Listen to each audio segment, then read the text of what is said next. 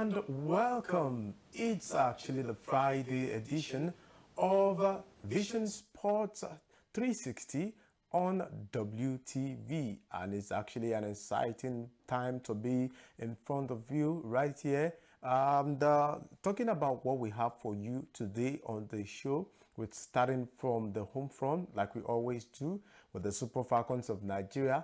Coach Randy Wardrum taking charge of the team for the very first time ever since the round of 16 exit at the Women's World Cup. We also have exciting news coming from the NBA as this weekend the Indianapolis actually come alive where the 2024 NBA All-Star game is going to take place, and we're going to take a look at the African players that are going to be involved. We'll look at Giannis and Bam Adebayo especially, because they are Nigerians, even though they are not playing for Nigerians, but then they have Nigerian blood flowing in them. So we'll also talk about the NBA results from yesterday's matches. Giannis Antetokounmpo as well was in action for the talking about his team, Milwaukee Bucks, and we also have Klay Thompson, coming from the bench, being benched for the very first time in 12 years, and he came from the bench to score 37 points yesterday I beg your pardon, this morning in the NBA, plus other results right there from the NBA. We also have results from the Europa League and the Europa Conference League, plus fixtures from all around Europe. I'm talking about the major leagues in Europe, the top 4 leagues in Europe, where it's hotting up right now as far as football is concerned. So much more to talk about on the show. But before we do that, we'd like to take a short break. And when we come back, we'll take you on the exciting ride of the world of sports.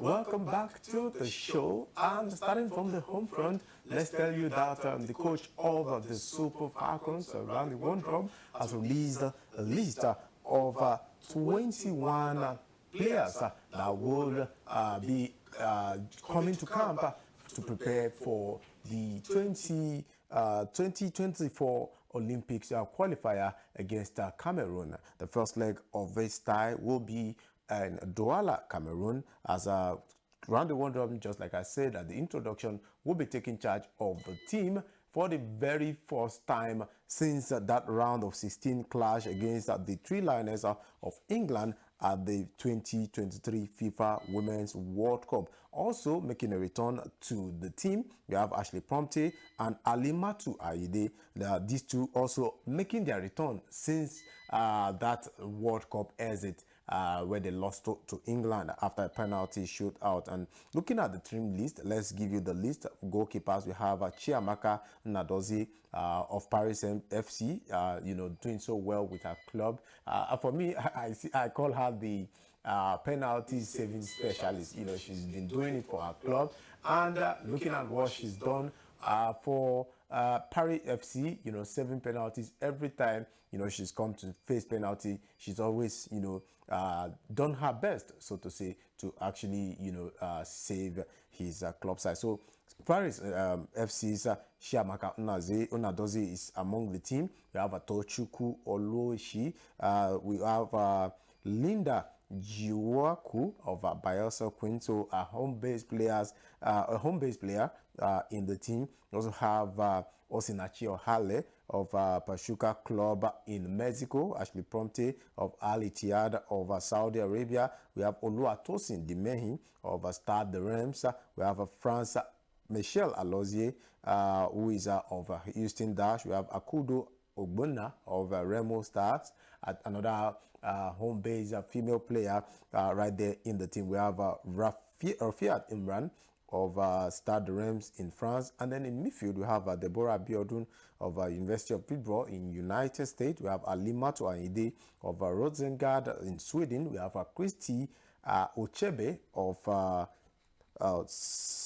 Benfica, and then we have Jennifer Echegini of Juventus Lady in Italy, Rashidat Ajibade of Atletico Madrid in Spain, and Tony Payne of Sevilla in Spain. Talking about the forwards, Morisola Babajide of Costa Deje of Tenerife in Spain. We have Esther Okoronkwo, Hinan FC of China. We have Ifoma Onumonu of Utah in United States. We have Azizat Oshola, who recently moved from FC Barcelona to Bay FC in Spain. We have Uchena Kanu and Raisin Louis, and we have Gift Monday of Costa Adeje of Tenerife in Spain. So exciting one coming from the coach of the Super Falcons. But one thing I must actually commend for Coach Randy Waldrum is that ability to include the home-based players. Yes, you know, unlike the Super Eagles,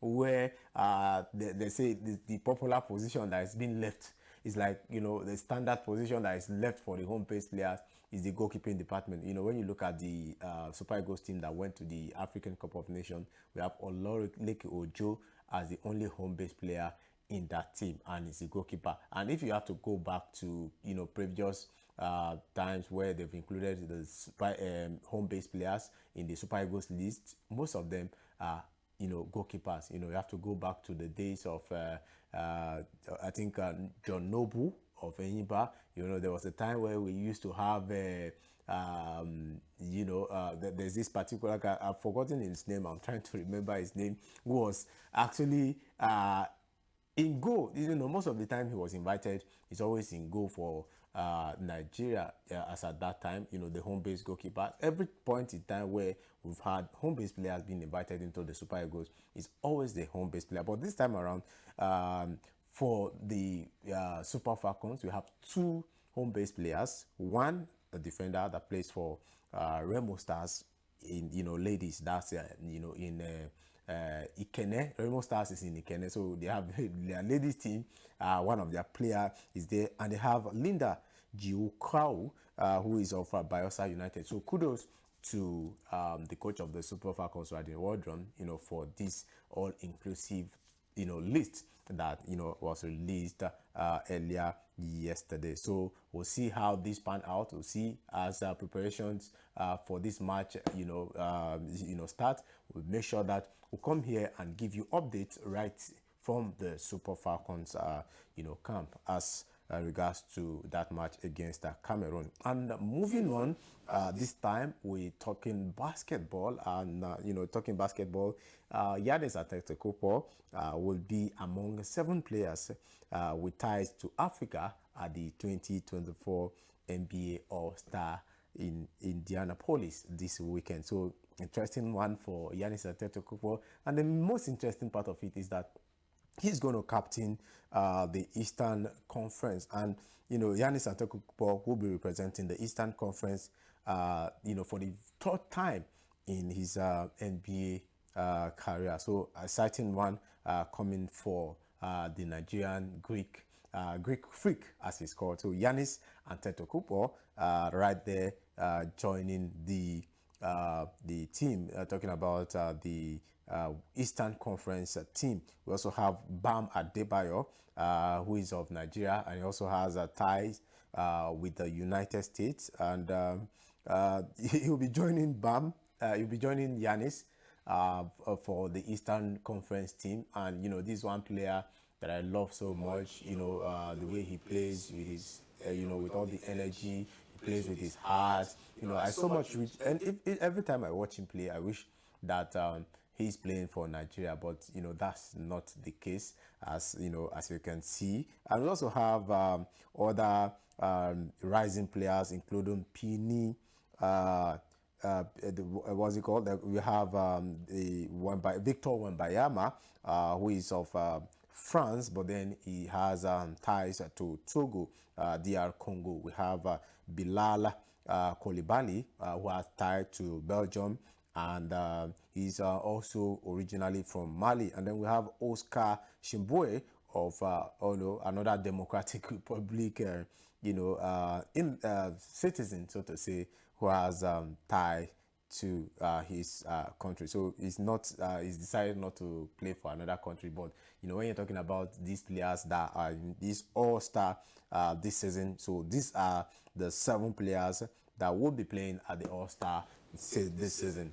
We have our own two Nigerian two players of Nigerian descent. I'm talking about Bam Adebayo and Giannis Antetokounmpo. It's on this note that we actually go on a very short break, and when we come back, we still have more to talk about right here on Vision Sport 360 on Wonderland TV.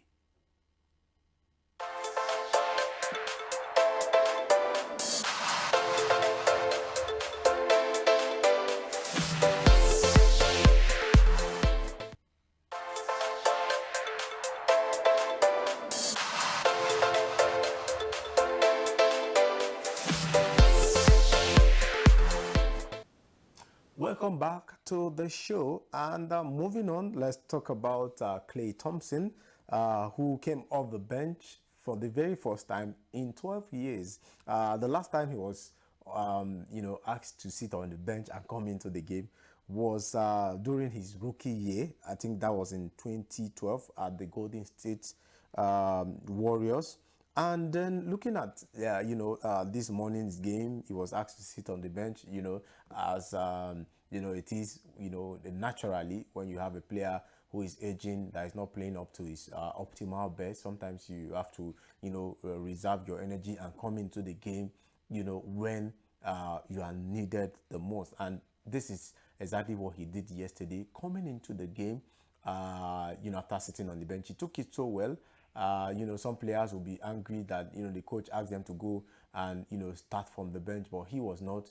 Took it well, and he came into the game and changed everything. I mean, when I say everything, looking at how he performed in this game, he came in and scored 35 points for his team. As looking at the way he played, they were able to beat Utah Jazz 140 to 137 points. That will tell you how close this encounter was. You look at the points, just 2 point difference, or 3 point difference, so to say, between Utah Jazz and the Golden State Warriors. And looking at how he played, 35 points, that's the highest point he's been able to accrue in the entire season. So that's to tell you that the coach was actually quite right, dropping him on the bench and bringing him, as at the time he brought him in, and he was able to actually score a 35 point, which is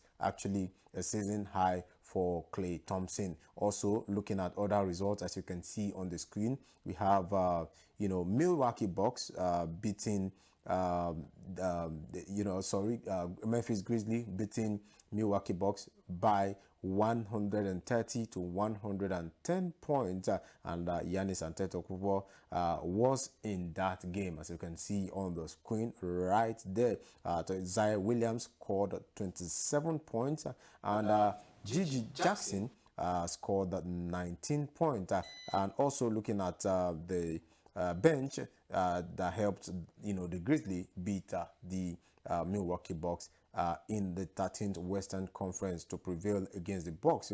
And right now the Memphis Grizzlies are sitting third in the Eastern Conference. And looking at other results, we also have the Portland Trail Blazers at home playing against the Minnesota Timberwolves, as they recorded a win 128 to 91 points. So that's an annihilation, if you ask me. Milwaukee Trailblazer losing at home to Timberwolves 128 to 91 points. And talking about those that had impact in the game, we have Anthony Edwards who scored 34 points. And then we have the Trailblazers extending their losing streak. So the 6 games loss in a row for the Portland Trailblazers, and they are not playing particularly well. Looking at how this thing panned out.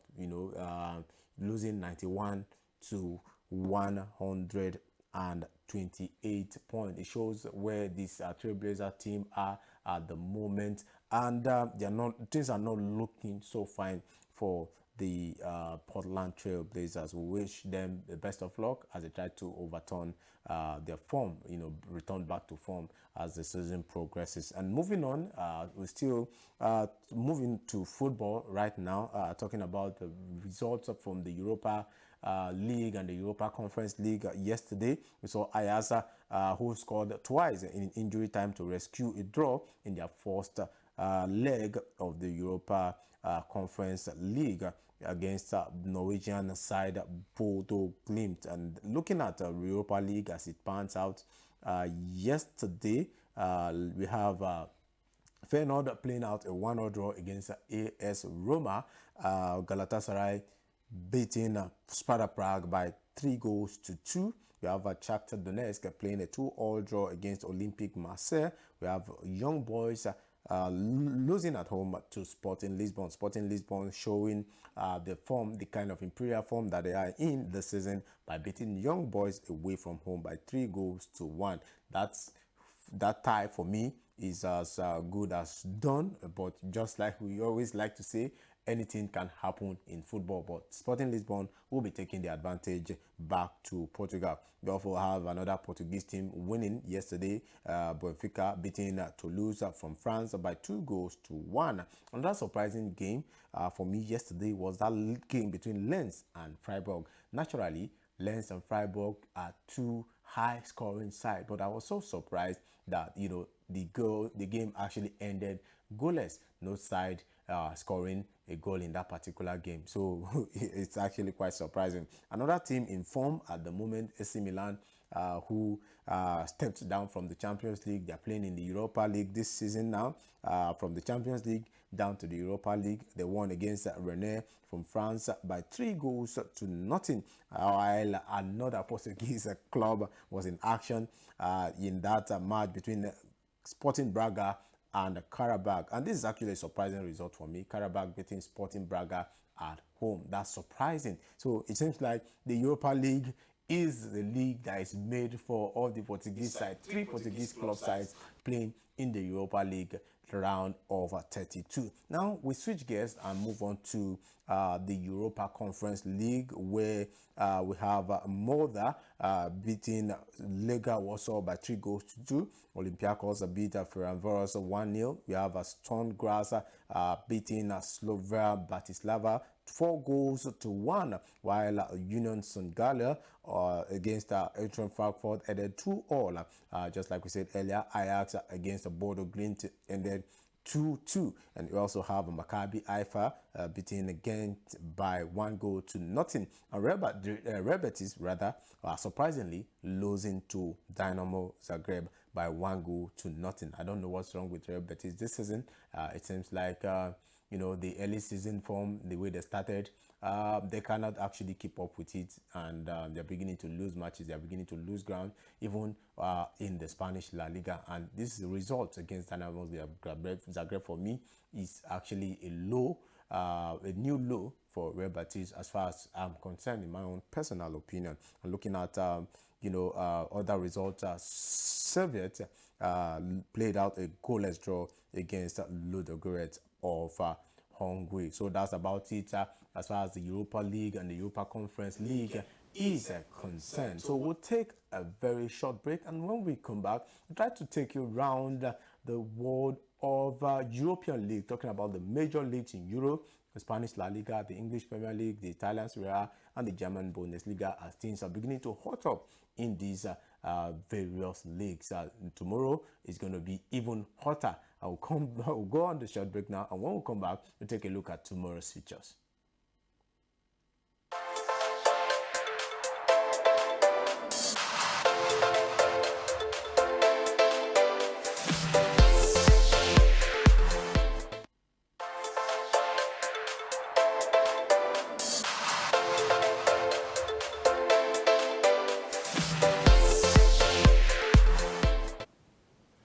Welcome back, and starting from the Italian Serie A, And for today, this evening, we're going to have a Torino playing against Lecce, and Inter Milan will play against Salernitana. Let's look at other fixtures from the Italian Serie A. Napoli will be taking on Genoa tomorrow, while Hellas Verona will play against Juventus.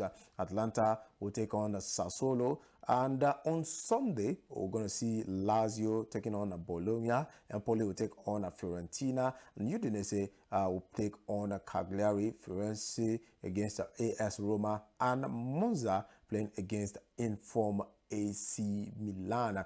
Moving on to the Spanish La Liga.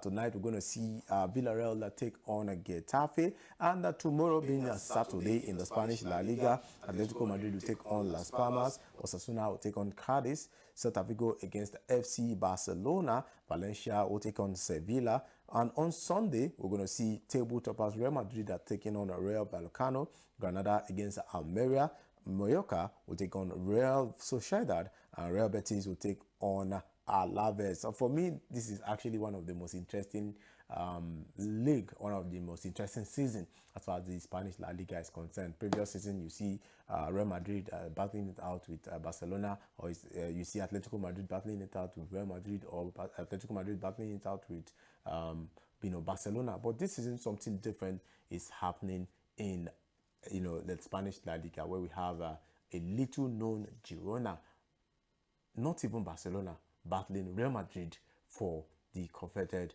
Spanish La Liga trophy.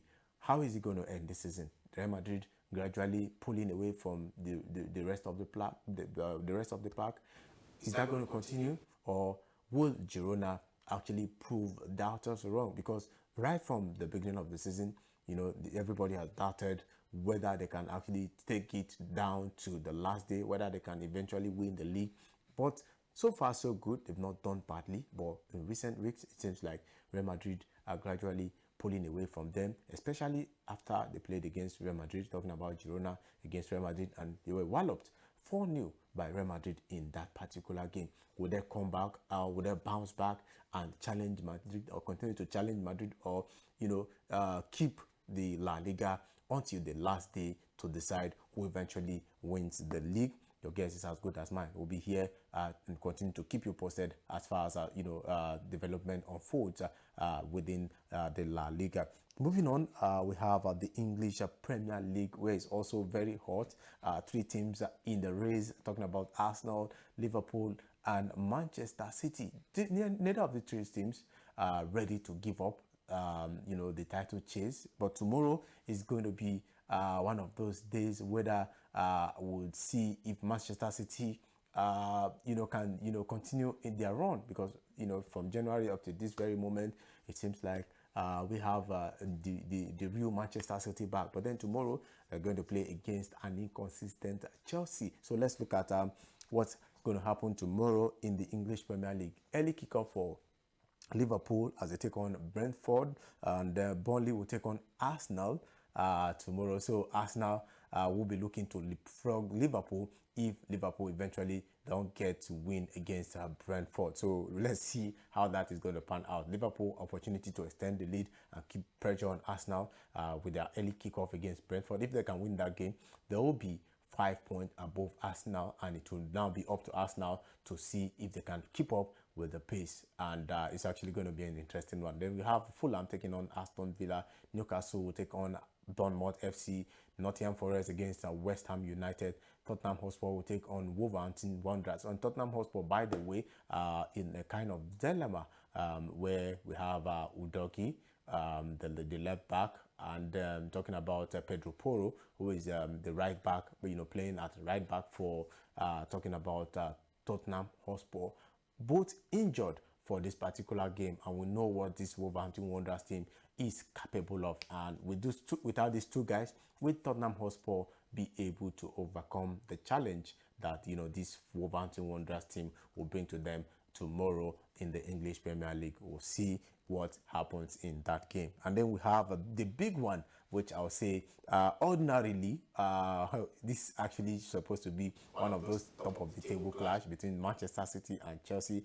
As you all know, Chelsea are not in the right frame of mind right now. They are not playing particularly well, and they are even struggling to get into the top six. They are not in the top six, and playing Manchester City tomorrow is another opportunity for Chelsea to prove that even though things are not going their way, they can actually hold their own against the big teams. We saw what they did in the first leg, where they pretty much controlled the game, but then it was quite a dramatic game. For all, it ended against Manchester City at Stamford Bridge. That was first leg. What are we going to see tomorrow against Manchester City in the English Premier League? We'll also have to wait for the results and see how it pans out. And Sunday, we'll see Sheffield United taking on Brighton, and then Luton Town will take on Manchester United. Manchester United, by the way, are one of those teams that they continue to move, move a step up.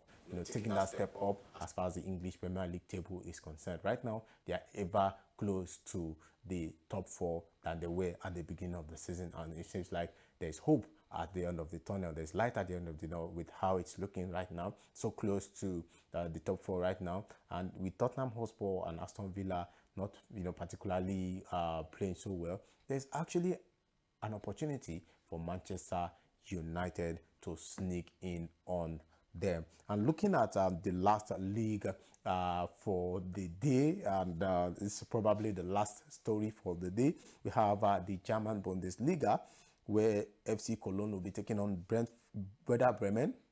We have Ondeam against Bayer Leverkusen. Bayer Leverkusen, by the way, beginning to pull up from the rest of the pack. We have Mainz against Augsburg, Darmstadt against Stuttgart, Hoffenheim against Union Berlin. We have Wolfsburg taking on Borussia Dortmund.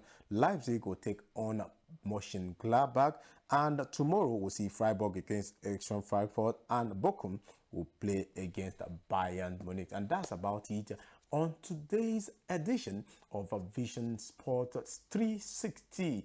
I remain Austin Arome. I want to thank you guys for sticking with us between Monday to Friday, and it's actually quite an exciting journey with you guys. Also to thank our production crew for doing a wonderful job behind the scene. And on behalf of all of us right here, we'll say thank you and bye for now.